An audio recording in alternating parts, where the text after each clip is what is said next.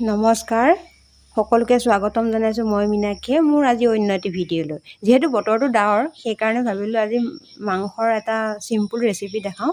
কেনেকুৱা লাগে দেখাবলৈ চেষ্টা কৰিছোঁ। যদি ভাল লাগে লাইক কমেণ্ট শ্বেয়াৰ কৰি ব্ৰইলাৰ মাংস হয়। প্ৰথমে মাংসটো ধুই ল'লোঁ আৰু গৰম পানীত ভালদৰে বইল কৰি পানীটো পেলাই দিলোঁ। আপোনালোকে বইল কৰি লয় নে নলয় প্লিজ এটা কমেণ্ট কৰি জনাবচোন।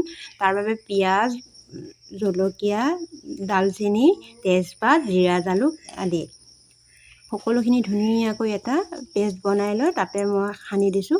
আপোনালোকে এনেদৰে কৰেনে? ইয়াত জিৰা, জালুক, নহৰু, আদা সকলোখিনি কেঁচা তেল দি অলপ সময় ভাজি প্ৰায় 3 মিনিটমান সময় ঢাকি থ'লোঁ। ঢাকি থোৱাৰ পাছতে চাওকচোন কিমান ধুনীয়া হৈছে। আপোনালোকে এনেদৰে বনায়নে? এতিয়া এখন কেৰাহী পাতি তাতে সকলোখিনি দি দিম। আহক নহ'লে পলম নকৰোঁ, বেছি কথা কৈ নাথাকোঁ। আৰু কেনেকুৱা লাগে কমেণ্ট এটা কৰি জনাবলৈ নাপাহৰিব।